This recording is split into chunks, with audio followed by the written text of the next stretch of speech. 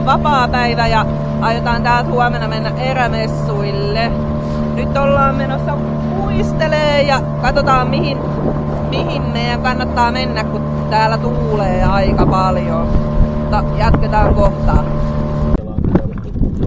Niin, no se olisi kyllä ihan mahtavaa saada semmonen. Mikähän mä oon nyt koittanut tuolla mun lempparilla, mutta kun sillä ei oo tullut mitään. Mitä? Siiva. No, se on ihan kierrossa sieltä.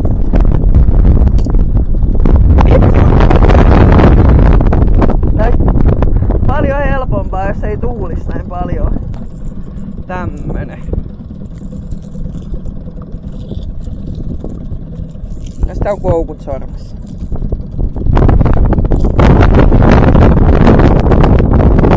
Minkä sä otat vai? Ootas. Se mikä mulla on ollut. Sulla on ollut. Tämä. No niin, taas mä näitten koukkuja.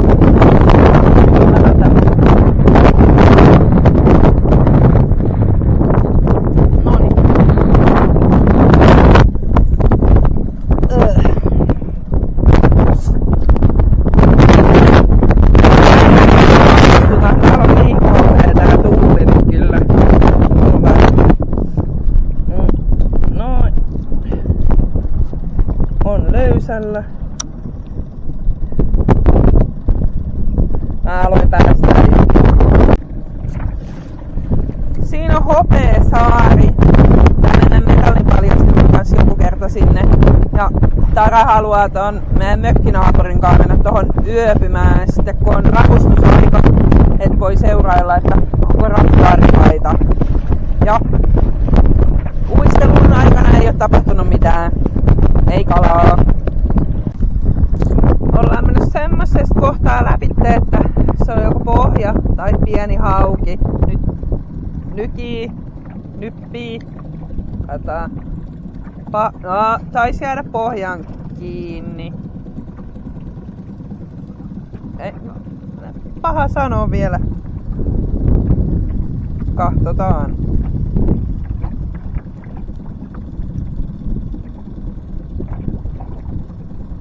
Mitä hemmettiä? Miksei skelaa? Kireemmälle. Rullaa kireemmälle. Rullaa kireemmälle. Nyt menee kumpaan hemmetin suuntaan. Eteenpäin. Se on edelleenkin joko pohja tai sit se on se kala.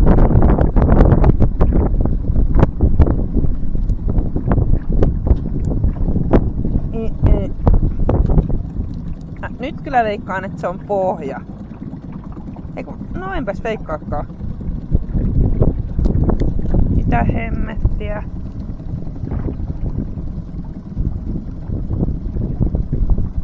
Jos se on kala, niin se on joku ihan mini hauki. Jos se on pohja, niin ei se kyllä tällain tulisi, jos se on pohja.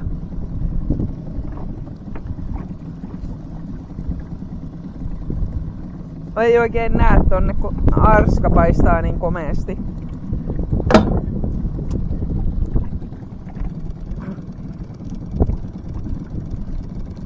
Tule. Ei siinä pinnalla kyllä yhtään mitään. Mut kyllä siellä jotain on. Tuntuu aika raskalta.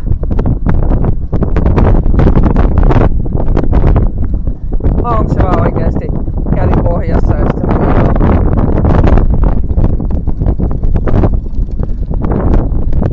siellä moottorissa siivokohta. Mä kelaan koko aika. Mitä hemmettiä? Se oli oikeesti pohja. Eli huijausta. Mitään ei tullut. Voi jummi. Ja mä jo melkein ajattelen tuossa lopussa, että jes, nyt se on hauki. Tai sit se on pohja. Hauki se on. Ei, se on pohja. Ei jumalauta, se oli pohja. Nyt pistetään sauna lämpiään. No sytkä. Noi, toimitko nyt? Ei jummi. Nyt ei toimi sytkäkään. Mitä hemmettiä? Noniin. toimi. Ei oo todellista. Pieni hetki. Uusi sytkä. No nyt. Se lähti. Mun tarvitsee varmaan mennä mato-ongelle laiturille, että saisi edes jotain. Toivottavasti tää sauna nyt syttyy. Katsotaan. Nostin katiskan laiturille. Siellä on särkiä. Ja joku on käynyt yhtä särkeä syömässä, kun se on päätön.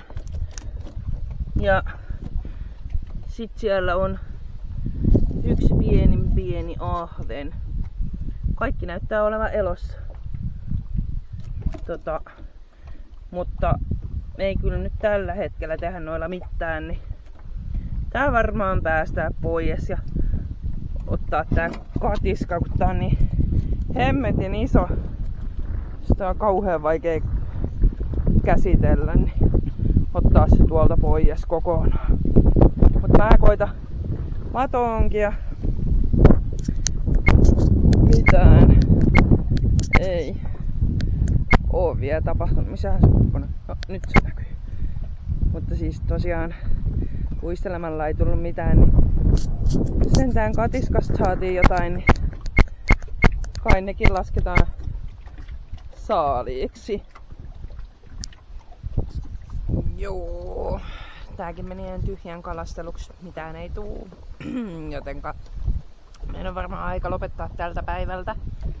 Ja tänään enää sitten saunataan, syödään hotseja, ehkä YouTubea tai korttipeliä. Katsellaan huomenna uudestaan ja huomenna erämessut. Erämessut Riihimäellä 2026, nyt on perjantai. Aha, kuvasin leukaani, nais mitään.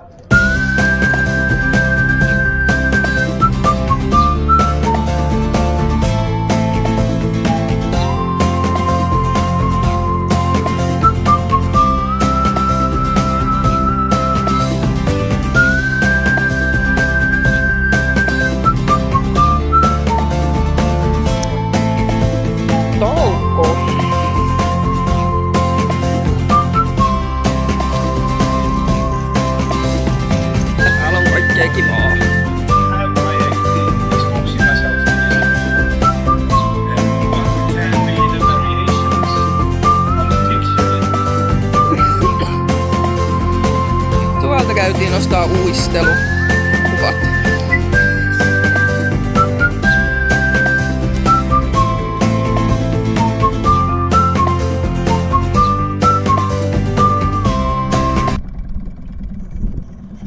Oli kyllä oikein hyvät erämessut. Sieltä tarttu kaikkea kivaa mukaan. Näytetään ne sitten videon lopuksi. Mutta meillä on tapana tuolla Riihimäen erämessuilla, kun ollaan oltu, niin siellä kun yksi vanhempi herrasmies myy uistimia, niin aina ottaa se messutarjous 4 kappaletta 20 €. Ja tietenkin piti päästä heti testaamaan. Niin me ollaan nyt uistelemassa. Katsotaan tuleeko tänäänkään mitään.